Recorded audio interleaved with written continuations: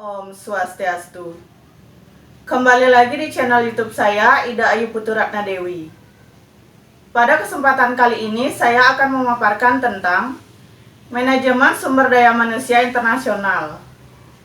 Yang saya tekankan di sini adalah pengelolaan sumber daya manusia global. Pengelolaan sumber daya manusia global, saya ambil materinya dari buku Gary Dessler. Pengelolaan sumber daya manusia global.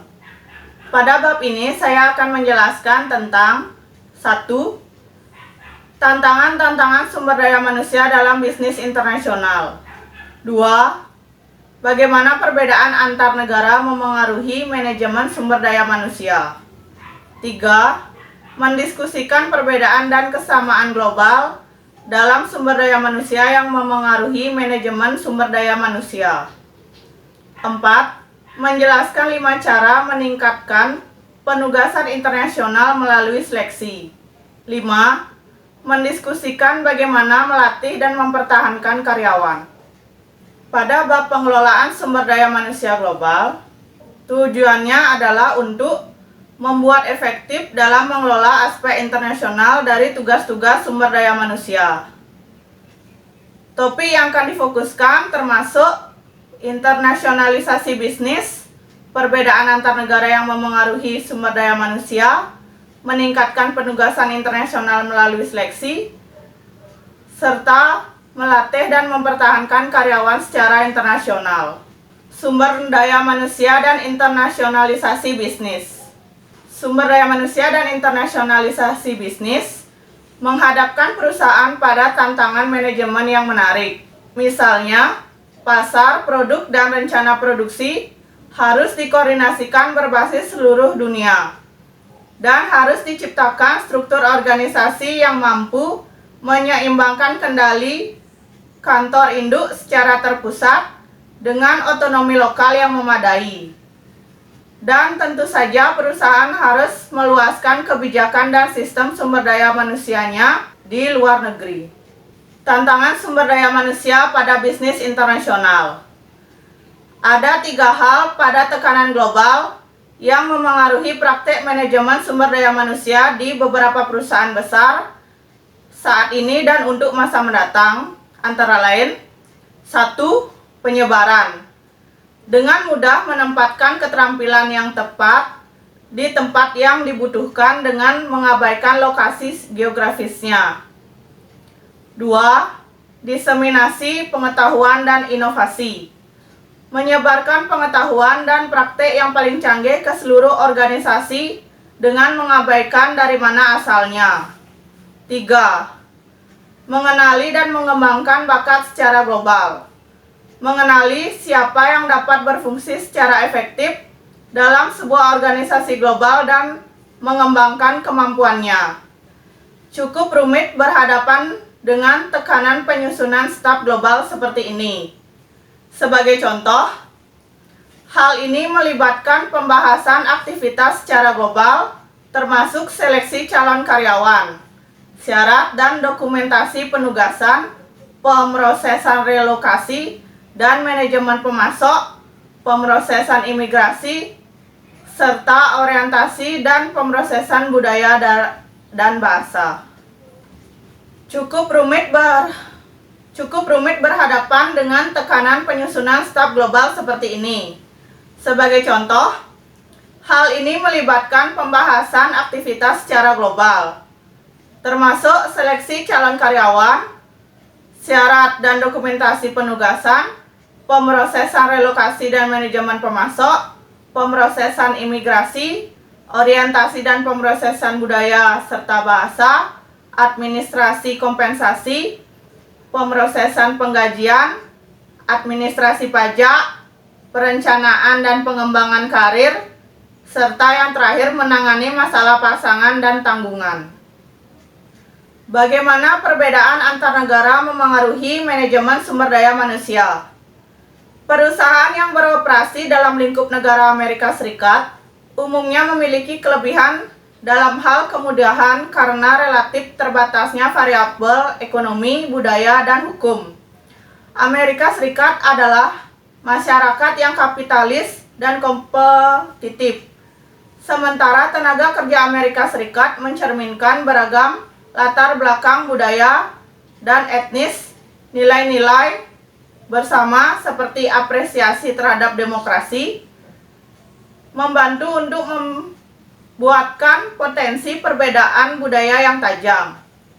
Walaupun negara bagian dan pemerintah yang berbeda, tentunya memiliki undang-undang sendiri yang memengaruhi sumber daya manusia. Sebuah kerangka kerja federal yang mendasar membantu menghasilkan kumpulan pedoman hukum yang cukup dapat diprediksikan mengenai hal-hal seperti diskriminasi pekerjaan, hubungan pekerjaan, serta keamanan dan kesehatan.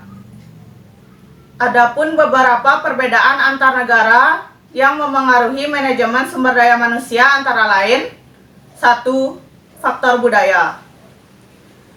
Negara-negara sangat berbeda dalam hal budaya, dengan kata lain, dalam nilai dasar yang dianut oleh warga negaranya dan bagaimana nilai-nilai ini dimanifestasikan dalam seni, program sosial, politik, dan cara-cara melakukan berbagai hal di negara tersebut. Perbedaan budaya dari setiap negara mengharuskan penyesuaian perbedaan dalam praktik manajemen antar cabang-cabang suatu perusahaan. Kedua, sistem ekonomi. Perbedaan dalam sistem ekonomi juga diterjemahkan ke dalam perbedaan dalam praktik sumber daya manusia. Salah satunya, beberapa negara lebih terpadu dengan ide perusahaan bebas daripada negara lainnya. 3. Faktor hukum dan hubungan industrial. Faktor hukum dan juga hubungan industri atau hubungan antara pekerja, serikat pekerja, dan pengusaha beragam dari negara yang satu ke negara lainnya. 4. Serikat Uni Eropa. Tahun 1990-an, negara-negara terpisah dari bekas komunitas Eropa disatukan menjadi sebuah pasar bersama untuk barang, jasa, modal, dan bahkan tenaga kerja yang disebut Uni Eropa. Tarif untuk barang yang bergerak lintas perbatasan dari satu negara ke komunitas Eropa di negara lainnya umumnya hilang, dan karyawan kini merasa mudah bergerak bebas antar pekerjaan di negara-negara komunitas Eropa. Perbedaan dan persamaan dalam praktik-praktik sumber daya manusia. Karena negara-negara memiliki perbedaan budaya, sistem hukum atau politik, dan ekonomi, tidak mengherankan jika praktik-praktik sumber daya manusia juga cenderung berbeda dari satu negara dengan negara lainnya. Prosedur seleksi personel. Pengusaha di seluruh dunia cenderung untuk menggunakan kriteria dan metode yang sama untuk menyeleksi karyawan. Tujuan dari penilaian kinerja. Penggunaan hasil-hasil penilaian kinerja oleh para pengusaha cenderung lebih bervariasinya di berbagai negara yang berbeda. Penggunaan insentif pembayaran. Temuan berkenaan dengan pemanfaatan insentif finansial sebenarnya merupakan hal yang berlawanan dengan intuisi.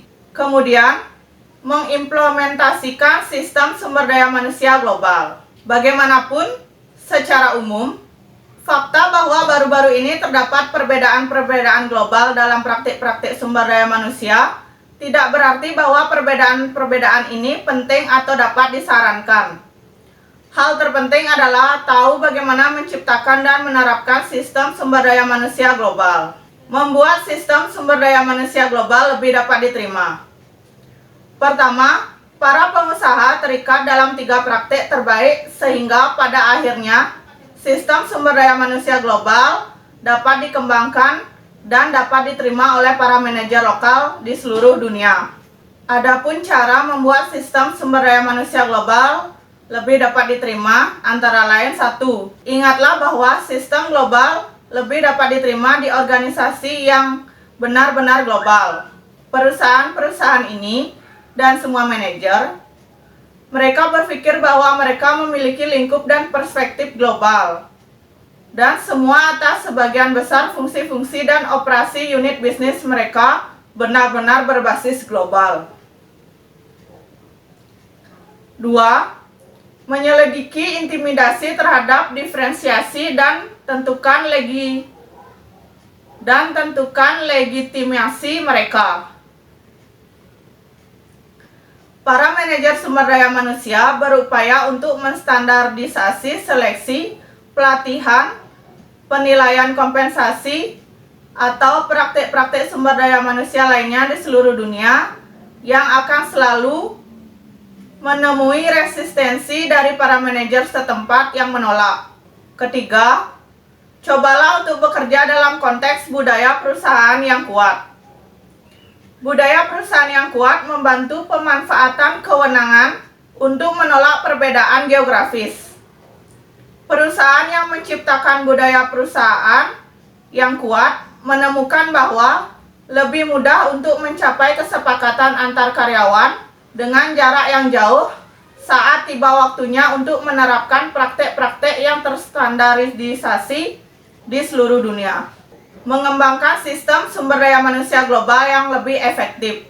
Para peneliti telah menemukan bahwa perusahaan-perusahaan ini terikat pada beberapa praktek-praktek dalam pengembangan sistem sumber daya manusia yang efektif di seluruh dunia. Antara lain, 1. Membentuk jaringan sumber daya manusia global. 2. Ingatlah bahwa lebih penting untuk menstandardisasikan hasil akhir dan kompetensi daripada metode tertentu. Menerapkan sistem sumber daya manusia global. Sesungguhnya menerapkan sistem sumber daya manusia global, ada beberapa praktek-praktek terbaik yang dapat membantu memastikan implementasi yang lebih efektif, antara lain 1. Cukup dapat mengomunikasikan. 2.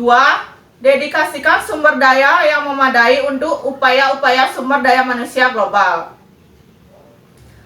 Penyusunan staf organisasi global. Penyusunan staf organisasi global pengusaha adalah inti dari sumber daya manusia internasional. Proses ini meliputi pengidentifikasikan dan penyeleksian orang-orang yang akan mengisi posisi tersebut di luar negeri dan kemudian menempatkan mereka di posisi-posisi itu. Perusahaan multinasional menggunakan beberapa jenis manajer internasional. Lokal adalah warga negara dari negara tempat mereka bekerja. Ekspatriat adalah seseorang yang bukan warga negara dari negara tempat mereka bekerja. Kewarganegaraan negara asal adalah warga negara dari negara tempat perusahaan multinasional itu memiliki kantor pusatnya. Kewarganegaraan negara ketiga adalah warga negara dari sebuah negara selain negara asal atau negara setempat. Adapun praktik-praktik terbaik sumber daya manusia global yang sebaiknya dilakukan antara lain 1. Bekerja dalam sistem-sistem lokal yang ada, integrasikan perangkat global ke dalam sistem-sistem lokal. 2. Ciptakan budaya perusahaan yang kuat. 3. Ciptakan jaringan global untuk pengembangan sistem. Input global sangat penting. 4. Perlakukan orang lokal sebagai rekan kerja yang setara dalam pengembangan sistem. 5. Evaluasilah elemen-elemen yang umum antar seluruh area geografis. 6. Fokus pada apa yang diukur dan terapkan fleksibilitas pada cara pengukuran. 7. Berikan kesempatan untuk penambahan lokal di luar elemen-elemen inti. 8. Lakukan pembedaan bila diperlukan. 9. Latih orang setempat untuk membuat keputusan yang baik tentang peringkat mana yang digunakan dan bagaimana melakukannya. 10. Komunikasikan. 11. Dedikasikan sumber daya untuk upaya-upaya sumber daya manusia global. 12. Pahami atau miliki akses pada seseorang yang paham tentang persyaratan hukum di setiap negara. Sebaliknya, adapun beberapa praktik-praktik sumber daya manusia global yang sebaiknya jangan dilakukan, antara lain 1. Mencoba melakukan semua hal dengan cara yang sama di semua tempat. 2. Menjawab pada semua keluhan dengan membuat mereka membuktikannya. 3. Mendorong sistem global pada orang lokal. 4. Menggunakan orang lokal hanya untuk implementasi. 5. Menggunakan perangkat yang sama secara global, kecuali Anda dapat menunjukkan bahwa perangkat tersebut memang dapat berjalan dan sesuai secara budaya. 6. Mengabaikan perbedaan budaya. 7. Membiarkan teknologi menyetir desain sistem yang tidak dapat mengasumsikan setiap lokasi serta memiliki level investasi teknologi dan akses yang sama. 8.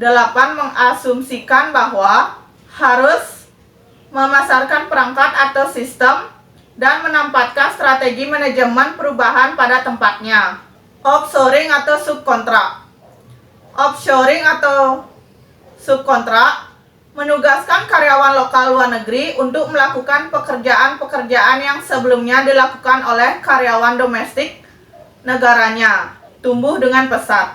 Meskipun terdapat pro dan kontra, tidak ada keraguan bahwa offshoring dan subkontrak adalah masalah yang harus dihadapi oleh para manajer sumber daya manusia. Satu hal, offshoring atau subkontrak cenderung menjadi kegiatan yang tergantung pada sumber daya manusia secara khusus, terutama saat perusahaan membuka cabang di luar negeri, sehingga mereka harus mengembangkan pasar yang baru atau membuka fasilitas manufaktur yang baru untuk melayani pasar-pasar lokal. Offshoring di sisi lain, hampir seluruhnya melibatkan sumber daya manusia. Para pengusaha bertanya pada direktur sumber daya manusia mereka untuk membantu mengidentifikasikan orang dengan kualitas tinggi, biaya rendah di luar negeri, dan untuk memberikan data yang sangat diperlukan tentang hal-hal seperti rata-rata upah, kondisi kerja, dan produktivitas. Nilai-nilai dan kebijakan penyusunan staf internasional. Para pakar terkadang menggolongkan nilai-nilai eksekutif puncak sebagai etnosentris, polisentris, atau geosentris, dan nilai-nilai ini diterjemahkan ke dalam perilaku dan kebijakan perusahaan yang sesuai. Nilai-nilai ini diterjemahkan ke dalam 3 kebijakan penyusunan staf internasional yang luas. Dengan kebijakan penyusunan staf yang etnosentris, perusahaan mengisi pekerjaan manajemen kunci dengan orang-orang yang memiliki kewarganegaraan negara asal. Perusahaan yang berorientasi polisentris akan menyusun staf cabang luar negerinya dengan orang yang memiliki kewarganegaraan negara setempat dan staf kantor pusatnya dengan orang yang memiliki kewarganegaraan negara asal. Kebijakan penyusunan staf geosentris mencari orang terbaik untuk pekerjaan kunci di seluruh organisasi dengan mengabaikan kewarganegaraannya. Melakukan seleksi manajer internasional. Proses yang digunakan perusahaan untuk menyeleksi para manajer bagi operasi mereka baik domestik atau luar negeri jelas memiliki banyak kesamaan.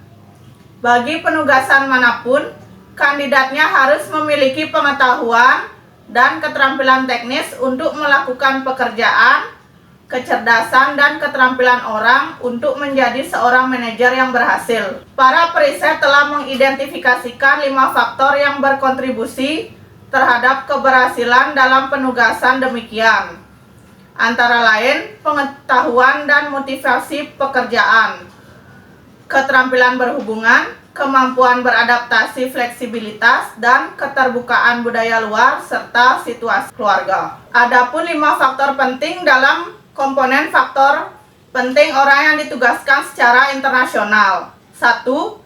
Pengetahuan dan motivasi pekerjaan, antara lain kemampuan manajerial, kemampuan organisasi, imajinasi, kreativitas, keterampilan administratif, kewaspadaan, tanggung jawab, ketekunan, inisiatif dan energi, motivasi yang tinggi, terus terang, keyakinan dalam misi dan pekerjaan, kekerasan hati. 2.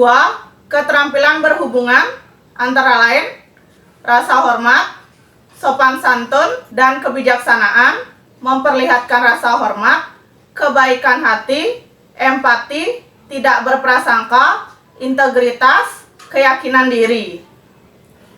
Ketiga, fleksibilitas atau kemampuan beradaptasi antara lain panjang akal, kemampuan menghadapi tekanan, fleksibilitas, kestabilan emosional, kesediaan untuk berubah, toleran kepada ambiguitas, kemampuan beradaptasi, mandiri, dapat diandalkan, peka secara politis, citra diri yang positif. Keempat, keterbukaan budaya luar antara lain keragaman minat luar, minat dalam budaya asing, keterbukaan, pengetahuan bahasa setempat, sifat riang dan ekstrovert, pengalaman luar negeri. 5. Situasi keluarga antara lain kemampuan beradaptasi dari pasangan dan keluarga, pendapat positif pasangan, kesediaan pasangan untuk tinggal di luar negeri, pernikahan yang stabil. Melatih dan mempertahankan karyawan internasional. Penyaringan yang teliti hanyalah langkah pertama dalam memastikan keberhasilan orang yang ditugaskan di luar negeri.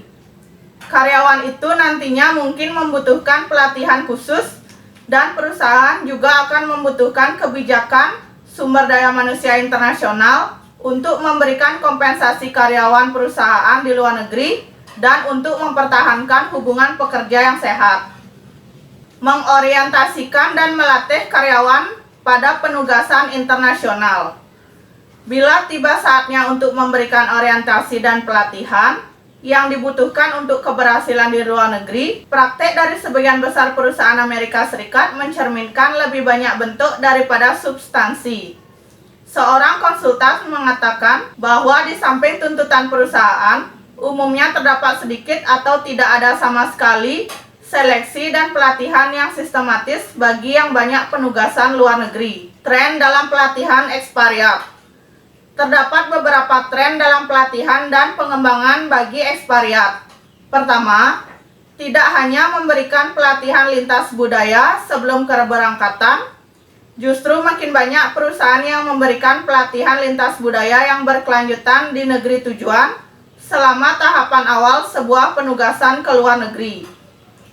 Kedua, para pengusaha menggunakan para manajer yang kembali sebagai sumber untuk menuai penetapan pikiran global dari staf mereka di kantor pusat. Kompensasi ekspatriat. Semua masalah tentang kompensasi internasional memberikan banyak permasalahan yang rumit. Di satu sisi, terdapat logika dalam mempertahankan skala pengajian dan kebijakan perusahaan sehingga misalnya para direktur pemasaran per divisi di seluruh dunia menerima pembayaran yang memiliki kisaran yang sama dengan perbedaan yang tipis.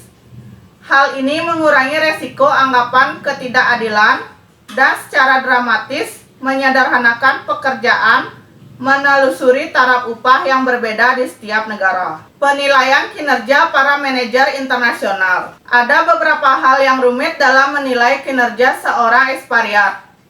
Salah satunya pertanyaan tentang siapa yang sebenarnya menilai ekspatriat itu adalah hal yang krusial. Usulan untuk memperbaiki proses penilaian ekspatriat termasuk antara lain 1. Menentukan level kesulitan penugasan.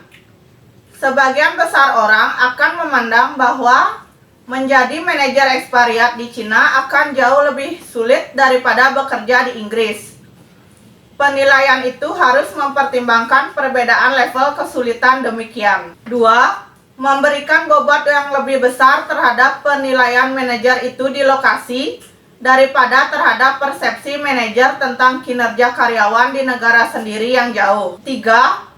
Jika manajer kantor pusat melakukan penilaian tertulis secara aktual, mintalah ia untuk menggunakan saran dari mantan ekspatriat yang pernah berada di lokasi luar negeri yang sama. Repatriasi, masalah dan solusi. Prinsip-prinsip inti dan pedoman untuk program repatriasi ini adalah pastikan para ekspatriat dan keluarganya tidak merasa perusahaan telah mengabaikan mereka. Adapun ringkasan dari materi yang telah saya paparkan antara lain 1. Bisnis internasional adalah penting hampir bagi setiap bisnis saat ini, sehingga perusahaan harus semakin dikelola secara global. Hal ini menghadapkan manajer dengan banyak tantangan baru, termasuk mengordinasikan operasi produksi, penjualan, dan keuangan atas dasar seluruh dunia. Akibatnya, perusahaan saat ini menekankan kebutuhan sumber daya manusia internasional dengan memerhatikan, menyeleksi, melatih, membayar, dan melakukan repatriasi karyawan global. 2. Perbedaan antar negara memengaruhi proses manajemen sumber daya manusia sebuah perusahaan. Faktor budaya seperti individualisme versus kolektivisme menyatakan perbedaan dalam nilai dan sikap. Karenanya, juga perilaku dan reaksi orang dari satu negara ke negara lainnya. Faktor ekonomi dan biaya pekerja membantu menentukan apakah penekanan sumber daya manusia harus pada efisiensi, pembangunan komitmen, atau suatu pendekatan lainnya. 3. Karena negara-negara memiliki perbedaan budaya, sistem hukum atau politik, dan ekonomi, tidak mengherankan jika praktek-praktek sumber daya manusia juga cenderung berbeda dari satu negara dengan negara lainnya. 4. Penelitian menunjukkan bahwa pengusaha terikat dalam 3 praktek-praktek terbaik untuk membantu membuat sistem sumber daya manusia global mereka dapat diterima oleh para manajer lokal mereka di seluruh dunia.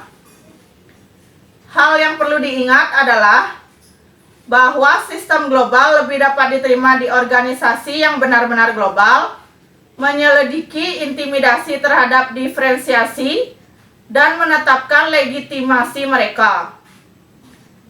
Serta cobalah untuk bekerja dalam konteks budaya perusahaan yang kuat. Untuk mengembangkan sistem sumber daya manusia global yang lebih efektif, ingatlah bahwa lebih penting untuk menstandardisasikan hasil akhir dan kompetensi daripada metode tertentu. 5. Penugasan ekspariat gagal dalam jumlah besar, tetapi rata-rata dapat diperbaiki melalui seleksi yang teliti. Ada berbagai sumber yang dapat digunakan sumber daya manusia untuk menyusun staf domestik dan cabang di luar negeri. Posisi manajerial seringkali diisi oleh orang lokal daripada ekspariat, tetapi tidak selalu demikian. 6. Menyeleksi manajer untuk penugasan ekspariat berarti menyaring mereka berdasarkan sifat yang diprediksi berhasil dalam beradaptasi pada lingkungan baru. Sifat demikian meliputi kemampuan beradaptasi dan fleksibilitas, kekokohan budaya, orientasi sendiri, pengetahuan dan motivasi kerja, keterampilan relasional, keterbukaan antar budaya, dan situasi keluarga. 7. Pelatihan untuk para manajer luar negeri biasanya berfokus pada perbedaan budaya, pada bagaimana sikap memengaruhi perilaku, dan pada pengetahuan faktual tentang negara yang dituju. 8. Proses penilaian ekspariat bisa menjadi rumit untuk memiliki penyelia sesuai kebutuhan, baik lokal atau kantor pusat yang memberikan input kepada tinjauan kinerja. 9. Permasalahan repatriasi adalah umum, tetapi dapat meminimalkannya. Usulan untuk menghindari masalah ini meliputi menggunakan kesepakatan repatriasi, menugaskan sebuah sponsor, menawarkan konseling karir, menjaga ekspariat tetap mendapatkan informasi tentang bisnis di kantor pusat, memberikan dukungan keuangan untuk mempertahankan tempat tinggal ekspariat itu di negara asalnya, dan menawarkan program orientasi kepada ekspariat serta keluarganya. Demikianlah pemaparan saya tentang pengelolaan sumber daya manusia global. Mohon maaf bila ada salah kata. Atas perhatiannya saya ucapkan terima kasih. Jangan lupa like, comment, subscribe channel YouTube saya ya guys.